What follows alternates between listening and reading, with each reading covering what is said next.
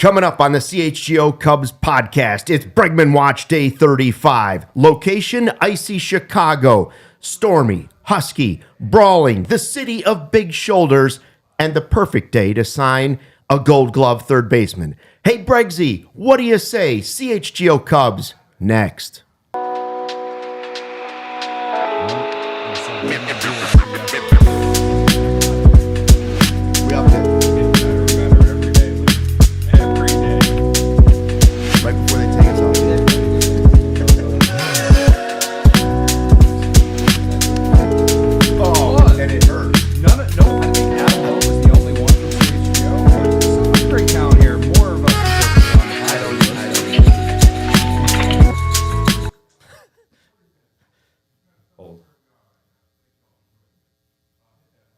Hey, Chicago, what do you say? It's the CHGO Cubs podcast. It is Thursday, February 6th. The ice is starting to melt, and today might, maybe, possibly be the day the Cubs sign Alex Bregman.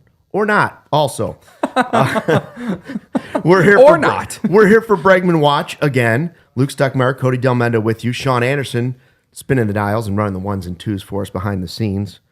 We're going to talk about Bregman, the rumors, things that happened today that could impact a possible Bregman signing, what his camp is still saying that may or may not impact where he signs, and all that fun stuff. And we'll continue our rankings around Major League Baseball. Also, if Bregman were to sign, what happens then? Mm-hmm. What happens then, whether it's the Cubs or another team? I guess the big thing that came out was, first, John Heyman said he believes the Cubs are the favorite, or the most likely landing spot right now for Alex Bregman, right? Yep. And Matt Spiegel on 670 The Score said the last 2 days has thrown out these little nuggets about him not wanting, him being uninterested in the Blue Jays and the Tigers. Then you have the Red Sox talking to the Cardinals about Arenado, and then all those comments that came out of Houston. Yesterday he says that like the Astros set up a market that didn't exist, and basically said that the Cubs have a great opportunity, a great chance here to get Bregman. Okay, so the thing that actually physically, like there's plenty of rumors and reportings out there about Bregman. The thing that actually is happening today is Alonso going back to the Mets. A Boris client, he once turned down over $100 million, allegedly, to the Mets. Then he changed agents, went to Boris. At one point, he was projected to get a big deal, and now he's signed for 2 years, I think $54 million. But he was probably the biggest name, or one of the two biggest names with Bregman, still left on the market. Now, Alex Bregman, third baseman, maybe someday for your Chicago Cubs, is clearly the best free agent still left on the market. Yeah, I mean, MLB did a ranking. He's got to be the guy. He's number one out there, in terms of who's left. So, I think the very first comment that someone sent, Sean, if you want to scroll up to it, is kind of where I'm at. It's Picota Believer. He says, I've gotten to the point of no return regarding Bregman. 2 days ago, I thought we had no chance. Now I'll be upset if it doesn't happen. And that's a credit to all of the people the talking heads like me and you, and also everyone else. And I did say yesterday that my belief went from 10% to 35%. And then all of the smoke that was online yesterday after our show and through the evening, and people saying that last night could get interesting. I honestly thought we were going to be doing an emergency podcast last night. The hot stove was sizzling. Yeah, the hot stove was sizzling, and here we are, and there's still nothing. We get a Bob Nightingale tweet this morning saying he's still cold water. Cold water. Cold water Nightingale over there. But saying Bregman's still looking for a 6 or 7 year deal, and as we all know, and we have done this for years and years, I think it's just Scott Boras telling Bob Nightingale what to tweet, and maybe it's a last minute, Hail Mary. and to try and get some leverage for some team. I don't know. It's very possible. It is hey, do this for me now, and I'll do this for you later. Right. Like, put this out there that we're still not interested in those years. By the way, if he is still holding firm on the I want 6 or 7 years, the Blue Jays have reportedly offered him a 6-year deal, but there's also the reports that say he doesn't want to go to Toronto. Right. So which do you want? Do you want to live in Toronto for 6 years, or do you want to live somewhere else on a shorter-term deal, maybe with some of your former Astros teammates? Do you think it's a ploy to the Cubs to try and increase it from 4 to 5 years? I think that could be a factor too. Yeah, I do. Like, I think it's all negotiating, whether it's through the media or whether it's actually contact with the agent and the team. It's all posturing. It's all negotiating. He's still trying to get more years, and maybe he's trying to get more money out of Toronto by saying, no, I don't want to go to Toronto, and then sliding that to somebody. Or it could be a totally fake, storyline in the first place. I don't know. I just know that he's the best free agent left. I don't remember what percentage I said yesterday. I was at 1 or 2%, right? I thought you moved to 5. But I moved to 5. Today, where I've landed is 7% chance. It's a 7% chance that Bregman is coming to the Cubs because my car was at 77,777 miles in the last month. And then I walked into Cubs convention and I saw jersey number 77. So now I'm at 7% that Bregman might come here. I teased the show by calling it Bregman Watch. This is important now. As a former fake meteorologist, a guy who just did the weather on the news for a little while, like 30 years ago. Yeah. Okay. There's a difference between Bregman Watch and Bregman Warning. A watch means we're trying to alert the public that conditions are right for a potential weather event that they need to know about. Okay. A warning means, if you're taking like a tornado watch means conditions could be right in the coming days or the next hours for a tornado. A warning means we've seen a funnel cloud. It's imminent. This tornado is coming to your area. Take shelter. That's the difference. So when I say Bregman Watch, I'm still at 7%. I'm saying, yeah, watch for it. Maybe it could happen. I'm not saying this baby's imminent. Run to your basement, get in your crawl space, and curl up in a ball. It's going to happen. I'm saying there's a possibility. Yeah. 7%.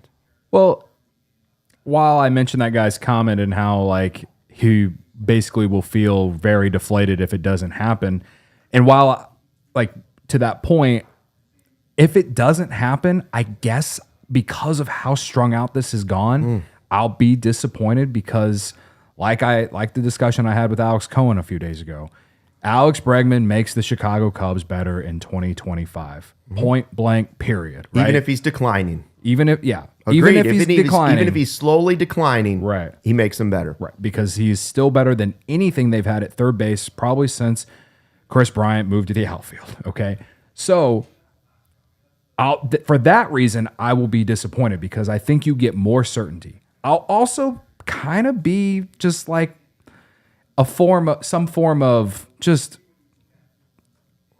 feeling of just thank God that this is over.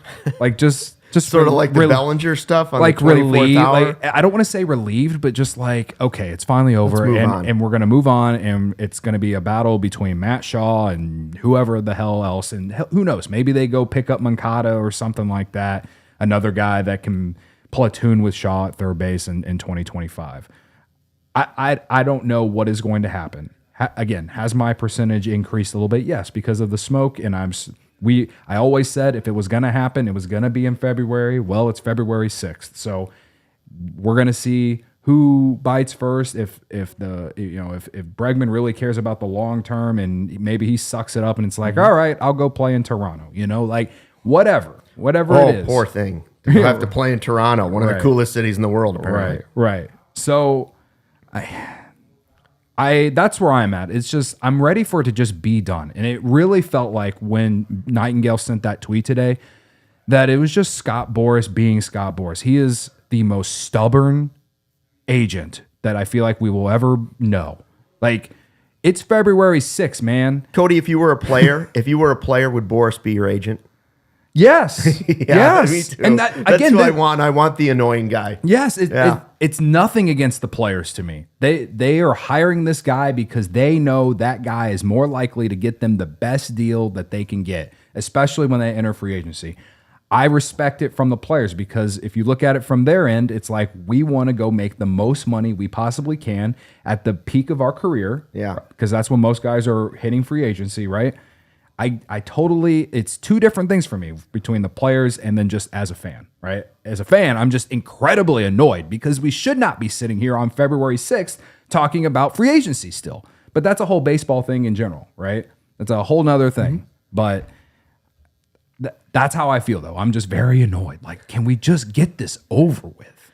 Let me know. Is Matt Shaw going to be playing third base for the Cubs in 2025, or is Alex Bregman? Tell me. Hey, please hit the like button.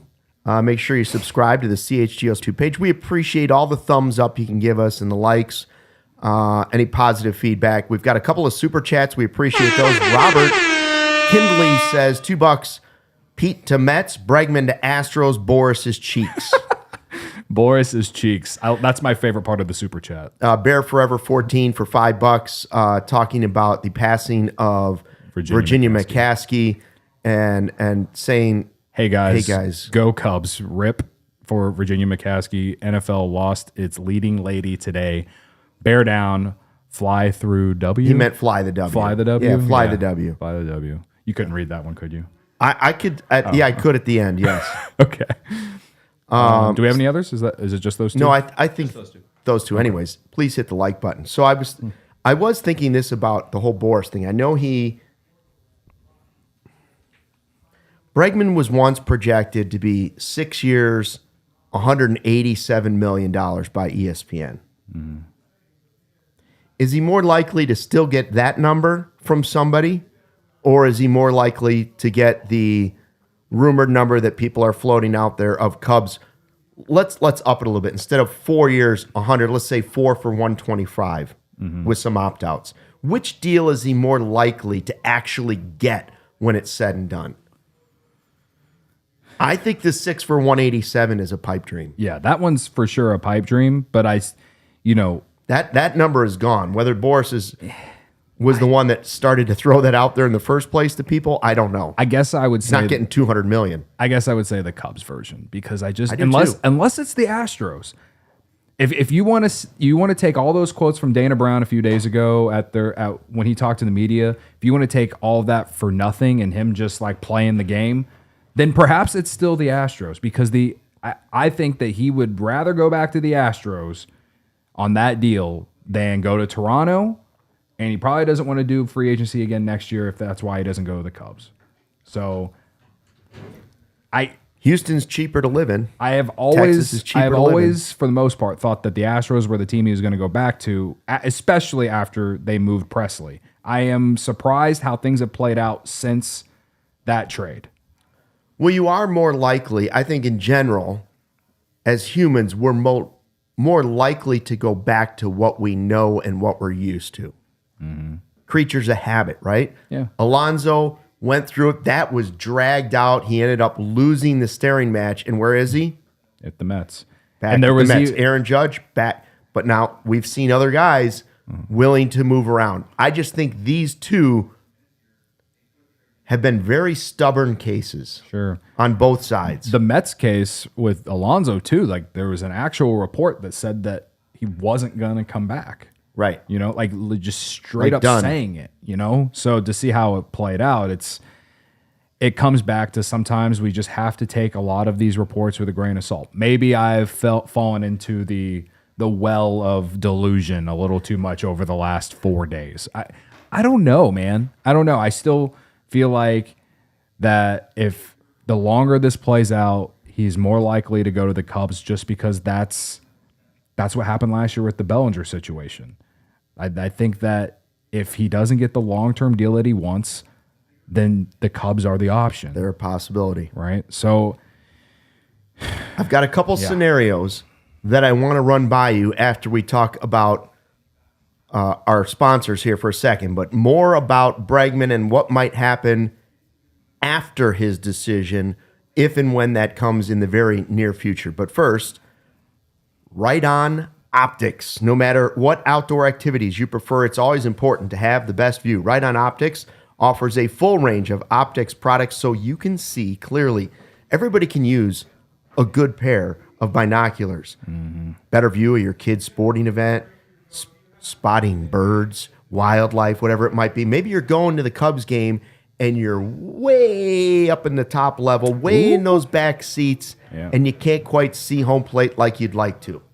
Maybe you're just trying to read the comments on our screen that I'm doing. They can come in handy for that too. If you're trying to read the chat, Right On Optics comes through clearly for you.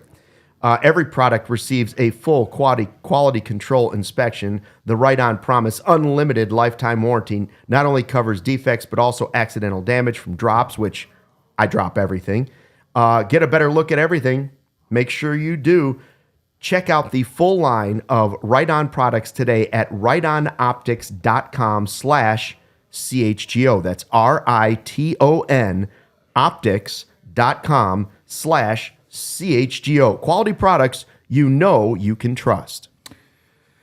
Lucy. Let me tell you about Lucy, Luke. Lucy, Luke. That's a tongue twister. 100 Lucy Lou, you almost said. Yeah, right. It's 100% pure nicotine, always tobacco-free. The Lucy Breakers are nicotine pouches with an extra surprise. Each pouch holds a capsule that can be broken open to release extra flavor and hydration. Set yourself up with a subscription and have Lucy delivered straight to your door. All right. I am not someone who has ever liked smoking. This might be another option for you, right?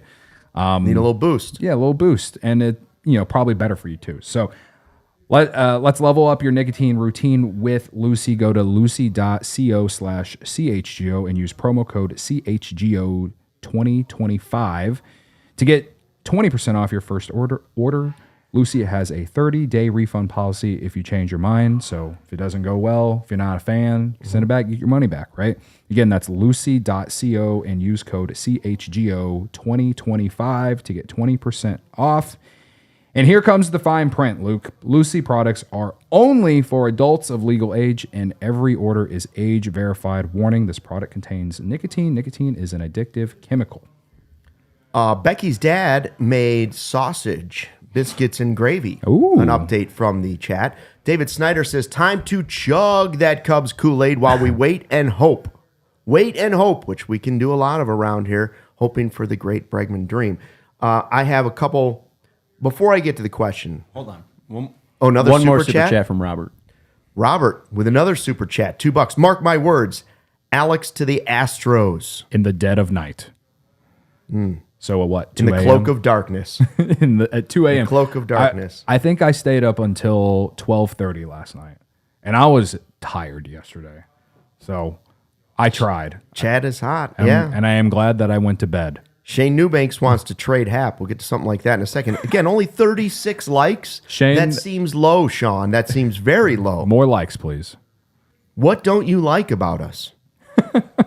We just got to keep your answers to yourself and just hit the like button. Cody can't handle that one. Cody's not going to be able to handle. Send in your criticisms. Yes, go ahead. Please keep those comments to yourself and just hit the button.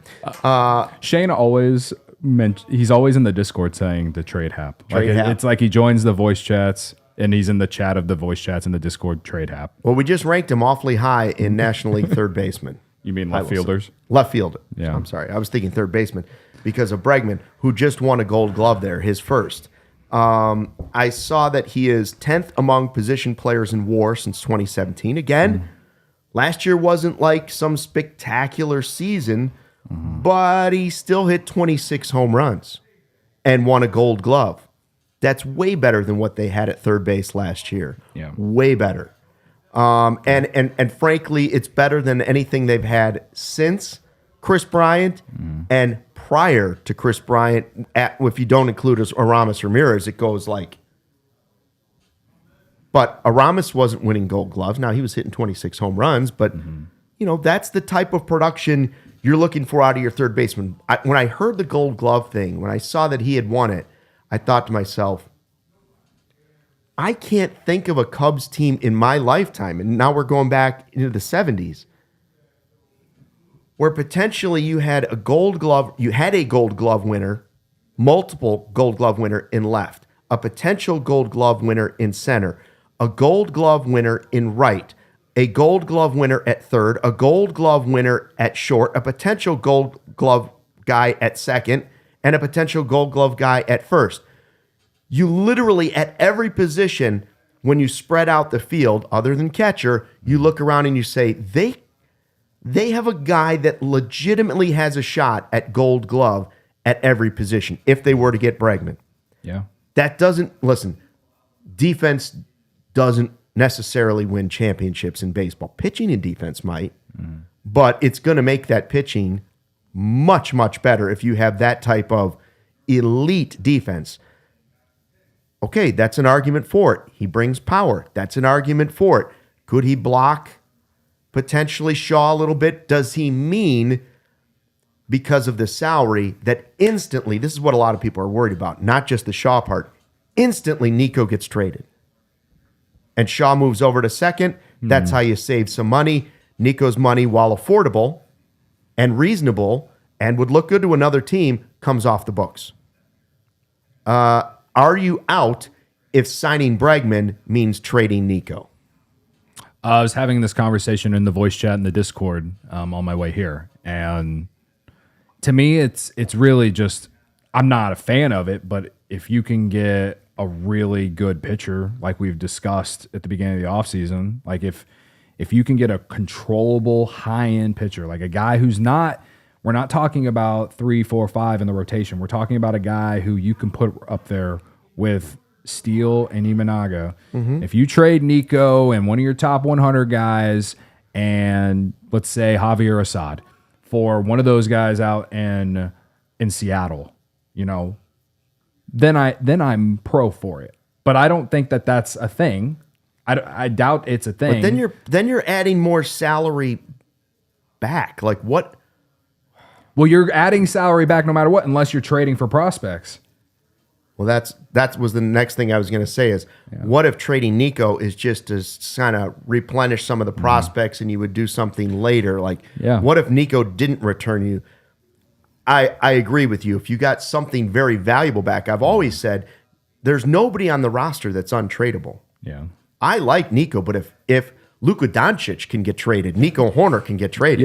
Yes. I'm not saying I'm advocating it or asking for it. I'm just saying if one of the 3 best players in basketball can get traded, a second baseman who doesn't hit 20 home runs can also get traded. But let's just look at the fact of the matter here. The reason that this will probably happen is because we're just trying to break even over here at 1060 West Addison. So if that's the case, prospects would be coming back in a Nico deal. Because more than potentially a pitcher. The payroll right now is around 211 after adding Brazier. So say Bregman gets a $30 million AAV, you're right there at the first tier luxury tax, right? And if you want to have money at the trade deadline, right, you might need more space. And as much as it makes me really frustrated with that thinking, it is reality. And so do I think that it's going to happen? If they sign Bregman to, let's just go with the rumored deal of 4 years, 110 million, whatever it was. Yeah, 100 or 110, 125, right. Doesn't matter. If that is what happens, the only way that I will probably find a way to get over it is if you're moving Horner for a piece that in my opinion, you need, which is that helps you win this year. That helps you win this year and beyond. I don't know what they have in store. I really don't. I don't see how unless that happens, I don't see how necessarily trading Nico after you get Bregman and possibly 1 year of Tucker and 1 year of Presley, all these 1 year rentals, that those all say want to win now. Trading Nico doesn't signal necessarily the same thing unless you're getting back players, but then you're talking about money again. So if it would just have to be a salary dump, and I see Craig Brindle's like one of my favorite players, but once they drafted Shaw, writing was on the wall. I don't know about that. If you have a first-round draft pick, I'm not worried necessarily about what position I'm drafting. I'm just trying to draft the best players and hope they get major league level fast. And then if I don't need that player, then I move them for whatever might be. But let's just throw another scenario real quick. All right. If you were signing Bregman and then you had to dump some salary, would you rather see them dump Nico's salary for prospects, or would you rather see them dump Tyone's salary for prospects? Are they deep enough at starting pitcher, or are you still saying no? That's.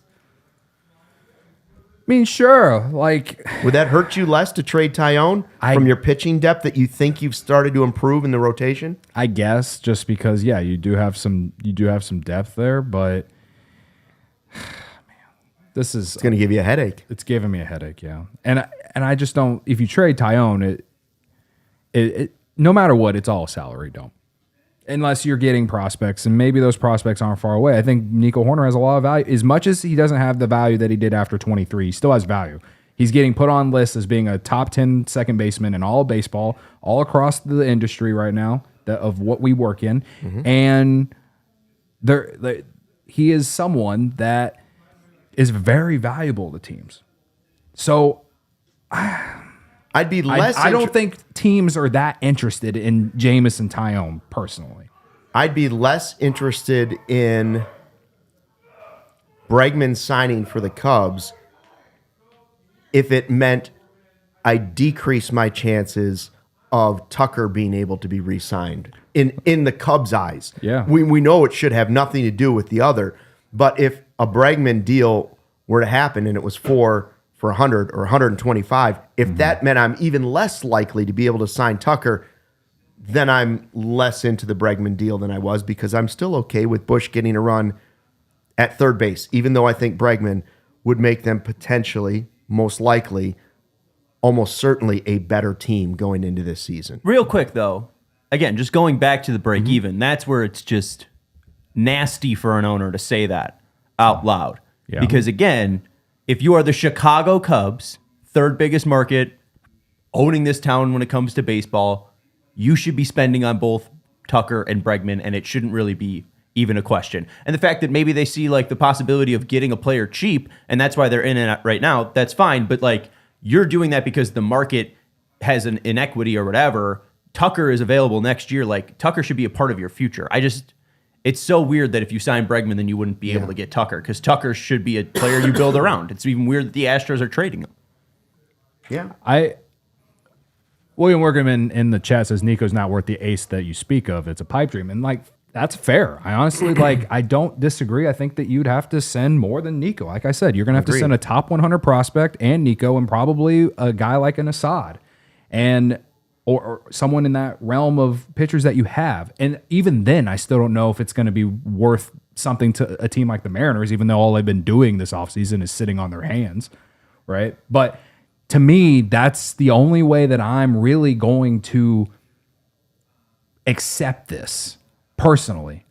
I understand reality, and this reality is dumb, but if we have to live in it, that is what I would prefer to have. And if it's not one of those young arms in Seattle, then if you can somehow just get a controllable arm in general, like I was in a Twitter space the other day, and someone was talking about Clark Schmidt from the Yankees.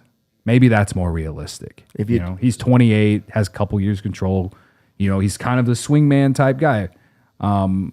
I think he started more games the year before. I can't remember. I don't have his numbers up, but he's started games. He's been used as a reliever, whatever. Maybe that's more realistic. But even then, though, I'm still very annoyed by that, because Nico Hoerner, with a rotation that the Cubs have right now, where they don't generate enough whiffs, I think that you need to have the best defense that you can. As much as we sit here and we talk about we need to score more runs, yes.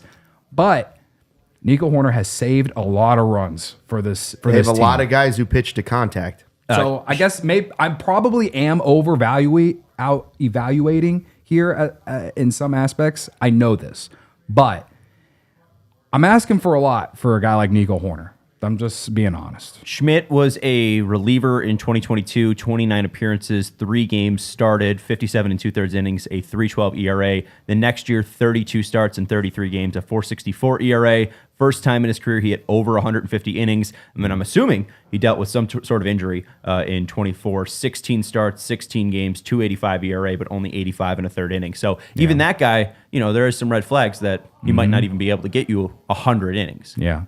And I feel like that's probably a realistic guy just because the Cubs and the Yankees have made a lot of trades in recent years.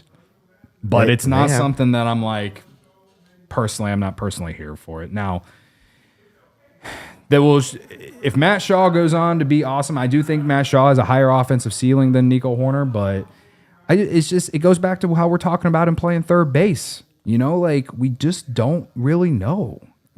It's frustrating. And but it does sound like it's reality that someone like Horner will be moved if this signing goes down. I would say you're a little thin, by the way, if you trade Nico and Shaw's not ready for the majors. Now you're starting to look at second base and you're like, Come on. That's so disrespectful to Naperville Nicky. He's a local guy. He's Paul Inkin's own. I apologize. And John Birdie is. I don't know who Paul Inkin. John Birdie's had Inkin. some Howard success. Inkin, Paul Inkin. Yes. I agree. Like in terms of a guy that you can play every day. Yeah. All right, we're going to take a quick break to talk about our sponsors. I'm going to throw out a potential lineup for you after this. But first, fellas, listen up. Valentine's Day is here, and the least you could do for your Valentine is to not smother them in your sour body odor. Mando whole body deodorant, safe to use anywhere on your body. Pits, grundle, thigh folds, belly buttons, butt cracks, and even your stanky feet.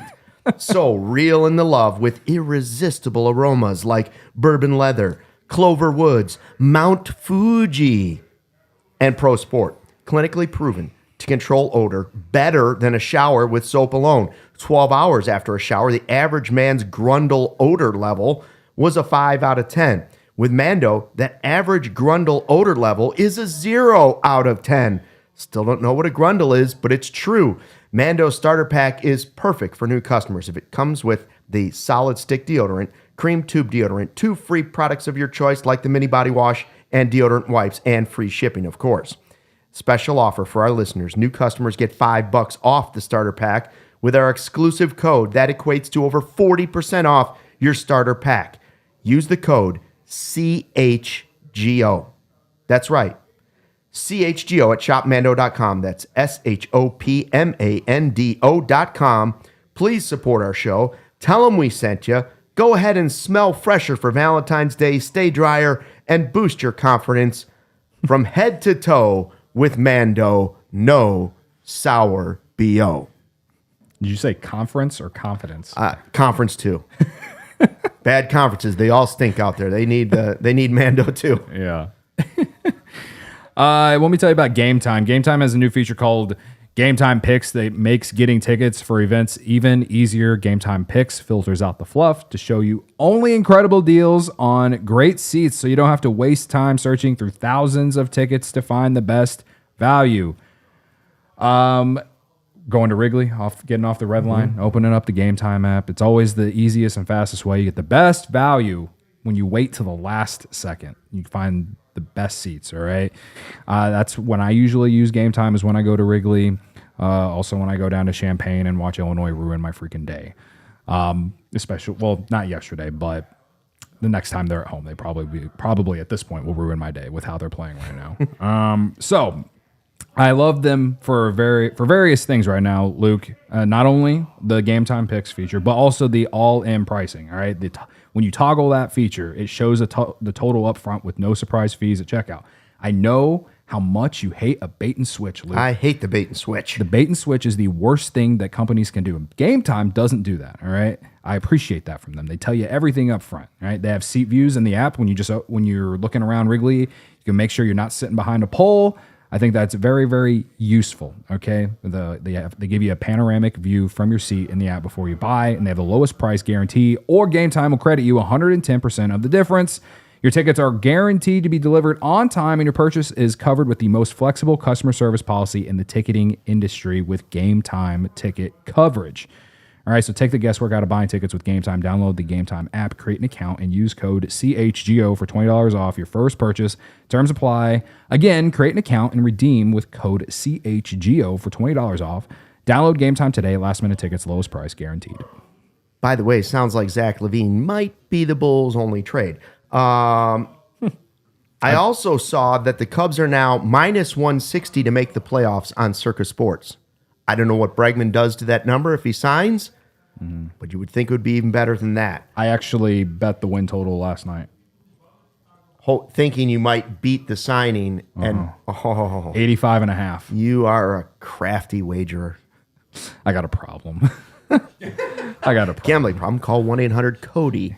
85.5. You like the over there? Well, you know I like the number 7 in there, whether it's 87 or 97. I don't think it's 77 anymore. Yeah. What would a lineup look like if you put Bregman in there? We were debating that. We said, okay, what if it was Happ, Horner, Tucker, Suzuki, Bregman, Bush, Swanson, Amaya, Armstrong. And that's like that's keeping Nico. Yeah, that's the perfect scenario. That's a well, I don't know if that's- it's the perfect I would scenario. drop Nico. I mean, if you're going to be paying a guy $100 million or at least 25 to 27 mil a year, Bregman, especially with his track, I'm cool with that. I think you put him second. I agree. I go Happ, Tucker, Suzuki, Bregman. Happ, Tucker, Suzuki, Bregman. Yeah. Okay. And then I can put Nico or somebody like that down there before I get back to Bush to just kind of reset it. PCA I do like PCA at the bottom with all that speed, but of course if PCA starts to play like he did at the end of last season, well then I want more at bats from him. Yeah. Right. And I guess it depends on which Dansby. Boy, there's a lot of screaming going on during the Bulls show right now. They're doing a trade show special right now. And I think they feel like we do at the trade deadline often. Waiting. Yeah, so, yeah, I mean, I think when we were putting it together, I said Horner in the 2-hole just mainly because Horner's a right-handed bat. Happ will most likely be hitting left-handed. And it just depends on your view of it. Like, yeah, Could be different for each game, too. Yeah, Like, I do think, putting Tucker in that 2-hole makes a lot of sense. You want him to get as many at bats as you can, right? And I think Tucker and Seiya. I think Seiya and Bregman you could flip flop if you wanted to, but I think Seiya needs to either be in front of Tucker or behind Tucker in the lineup because I think it only benefits him and the numbers that he could potentially put up in 2025. And then after that, Bregman and Bush, like one's right-handed, one's left-handed. If Michael Bush is hitting 6th for you in your lineup, like, ugh. 6th or 7th is where you kind of want Dansby, right? Like, yeah, well, in our list we have Swanson hitting 7th. I think that's perfect for him. And I listen. You would want Tucker batting one of the first 3. That's unquestionable. I think 2 is a good idea, and it depends on if you sign Bregman, which Bregman develops through the season. Is the guy who was a runner-up for an MVP?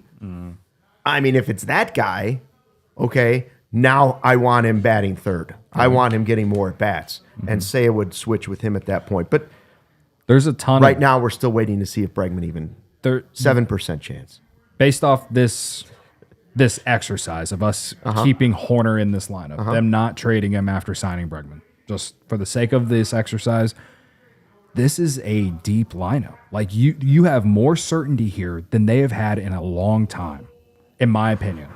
Like if Miguel Amaya and PCA are the one like toss-ups, they're like the last handful of years we've been talking about, okay, if Bellinger or Seiya or Happ don't do something, then like we are screwed. But I feel like once you get to the bottom 3, like I feel for Swanson in the 7-hole, that's solid. Amaya, yeah, like you need to see him take that next step, right? You need more consistency. From July to the end of last year, he was a league average hitter, right? In PCA, we saw how crazy he can be when playing well. And he's kind of the X factor of this team going into 2025. And it gives me a lot of excitement because if he just hits to go with that defense and base running, man, he can be right there in terms of top 3, top 4 in WAR on this team by the end of the year, which is a game changer and what could put this team in position to be in really good position at the trade deadline in July. Got some people in the live YouTube chat joining in. Jake Tendo, I see some possible lineups being thrown out there. What do we have, Sean? What did Jake Tendo have right there? Happ, Tucker, Suzuki, Bregman, Bush, Swanson, PCA, Shaw, Amaya. Yeah. Joshua says Happ, Seiya, Tucker, Bregman, Bush, Swanson, Horner, Amaya, PCA. It's got a pretty good feel to it. Is it a lineup that I think could take down the Dodgers' unbelievable rotation in the postseason? I don't know about that. But it's a lineup that I think is definitely good enough to win this division with their rotation. Yeah. No, I agree. And beefed up bullpen. So I'll give you that. But, if we can flip this and say, if they trade Horner for, let's just call it prospects, right? And you have Shaw. It will either be Shaw, it could be John Birdie, it could be I don't know. Nicky Lopez. Nicky Lopez. Naperville Nicky. Get it in your head. Nick Lowe. Sorry, Sean. Like White Sox legend. We'll just go with Shaw, right? Mm-hmm. Shaw and PCA at the bottom of your lineup. There's high upside, just not really sure exactly what you're getting. Same could be said of Bush. Yeah, sure. 1 year of Bush for sure. Yeah, I probably should account that more. But I feel like he has more protection than he did last year with Bregman and Seiya in front of him in that lineup. Craig Brindle's thinking later in the season. Now we've had Craig Counsell say he wouldn't put PCA in line to start the season. He wouldn't put him at the top.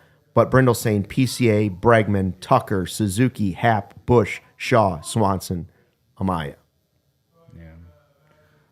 I just don't think PCA will be and like that's a. Did he say that as like later as the season? Cubs convention. He's like, I would just say that early in the season we're trying to get him to the point where he's a more completed player. I don't think he'll be at the top of the lineup to start the season. Not on opening, and he was very clear about that. Yeah, and he wasn't ruling out that he can be that guy someday. Right. He was just saying to start the season that seems very unlikely that we would put that on his plate. We just want him to get to a level where we're like, wow, look what we have. Then you make that type of move.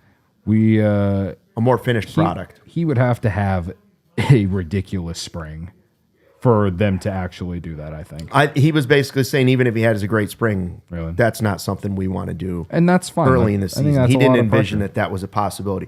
We've been ranking different positions. You want to look at shortstop today around the National League? Yeah. I think we've only got like 6 minutes left in the show. We're doing a shortened show today because the Bulls guys are doing their super special, and then the Hawks guys have to get in. It's a busy day. Yeah. It's a busy day. Shortstop rankings.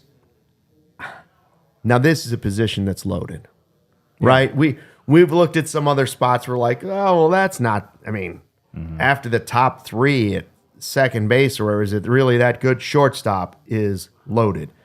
Lindor hasn't been necessarily the entire time the player I thought he'd be with the Mets. He's a great player, but last year he was. Last year he was the guy, and so he's the top of the mountain. 7.8 WAR last year, but the guys underneath him. For Dansby Swanson on our list, we have Dansby 5th. Yeah. Remember, this is National League. This is just in the National League. Just National League. We go Lindor, Ellie De La Cruz, Mookie Betts, who's supposed to be back at short this year, Trey Turner, Dansby Swanson. We have Dansby ahead of Willie Adames and Ezekiel Tovar. Like, there are some names. When you got Xander Bogaerts at 9, this is a loaded position. So for Dansby, who's taken a little heat in this town, for his kind of roller coaster ride, and we know injuries played a part, for Dansby to be 5th, it's pretty nice. Boy, it's getting heated on that Bulls show. I think with Willie Adames, why we kind of put him below Dansby is just he's not a good defensive player. He had minus 16 defensive run save last year. He But also doesn't have he- the sample size that Dansby Swanson has. Sure. And I think once you get from 7 to 10, like Xander Bogaerts, if you put the entire body of work, I think would be ahead of Ezekiel Tovar and Mason Wynn, but he had a really down year this past season. And he's been playing mostly second. And now because of how their team is set up, he's probably going back to short this year. CJ Abrams, I think he still has a lot to prove, but his defense is terrible. But he's shown he can hit. So I think what we have in the top 5, I think there's more certainty for a lot of those guys. But you can make an argument that maybe Willie Adames deserves to be above Swanson just because of the offense. I think they're definitely 5 and 6. Yeah. But I think Dansby is an elite defender, and their contracts are kind of similar, right? Not that far off. That's a similar player. Would I feel like the Cubs upgraded if they did a 1-for-1 trade, Willie Adames for Dansby Swanson? I don't know. I don't think so. I think I'd rather have Dansby than Willie Adames just because I think he's more proven. Are you saying for a year, though, or for the contract? Well, there's less of Dansby's contract left. Adames is also younger. So, I mean, I take Adames for the rest of his career, but at least maybe this year I'd take Swanson as a shortstop, as my shortstop. Yeah. For 2025, I think I'd rather have Dansby Swanson. That's fair. So that's one of the reasons we have we could also 5 there. Now, there are other guys that could climb up the list and knock him out. Well, you look at Tovar, like that guy had a great year for the Rockies, and he's also great defensively. He won Gold Glove at shortstop this year, I believe. And Mason Wynn, 14 defensive run save, 3 outs above average. To go with, he was a really solid hitter. He lacks power, but he was probably one of the Cardinals' best players this year in terms of just overall as an overall hitter. Those guys could certainly make their way up. I'm still a believer in Trey Turner. I know it hasn't been all roses for Trey Turner, but I'm a believer in Trey Turner. And as much as Lindor was spectacular and Ellie De La Cruz is one of the future stars of the game, he is a star of the game. a star of the game, a young star of the game. Yeah. Mookie Betts could easily be number 1 on this list in 2025. He could, like Mookie Betts is. You can make the argument that he should be number 1 in general just based off his entire career. Would you take Mookie Betts over Francisco Lindor? I would, yes. You would. Yes, I could put Betts number 1 right now. Yeah. But last year, Lindor was definitely the better player. He was, yes. So, it's all about balancing what have you done for me lately and body of work. I don't know. I think that this is fair. Maybe Adames can be above Swanson. Turner, I don't know. I think Turner's a better hitter than Swanson too, so we will have a breaking news podcast if Alex Bregman signs with the Cubs. If we are here on Monday and Alex Bregman is still a free agent, I am going to be so exhausted. Over it. You're going to be over it. I'm gonna be emotionally drained. Just go somewhere, man. I want to just be excited about baseball season. That's it. I'm tired of talking about these scenarios and if the Cubs do this or the Cubs do that. Just pick a place. Scott, get your head out of your ass and just pick a place for your client to go. Thank you. So we will have that. Corey and Brendan, of course, will have a podcast for you tomorrow at 1:30. Don't forget, you got the guys down at the Super Bowl doing all the great stuff for Bears. We've got Bulls doing another show, I believe, again after the press conference this afternoon. So I think maybe 4 o'clock. Is that right, Sean? 4 o'clock. So look for that. Big shout out, by the way, to our guest earlier this week, Alex Cohen. We knew the news. You knew it. I did, but you didn't want to break it. You didn't want to ruin his big moment. Alex Cohen, the official backup on TV to Boog Shambi now, so he will not be in Iowa. He's gonna be right here at Marquee. Yeah, no, it's exciting. Good guy, and he one likes of the us, great young broadcasters, skyrocketing to the top. I would guess it probably means less time. I mean, Pat Hughes probably won't be doing television nearly as much. Maybe scale him back a little bit. Alex gets the opportunity, and it's much, much deserved. So That said, I do like a little Pat Hughes on a Sunday on my TV. But listen, if I can have Alex if Cohen. I can get Alex, yeah. Plus, he just brings home runs. Cohen is like home runs. Wait till he starts calling Bregman homers. Right. We'll see you. Thanks for checking out. Thanks to everybody in the live YouTube chat. We only have 71 likes. If we could have 100 before this baby ends, real quick, bang, bang, bang, bang, bang, bang, 100 is what we want. Please. Don't want to beg you. Don't want to beg you for it, but that's right. Tomanitu says What a Alex name. Cohen is a crazy good announcer. Love that too. Agreed. Ron, thank you for the thumbs up, and we will see you at the takeovers. Thanks for watching, and don't forget, fly the W. We all silly like the mayor.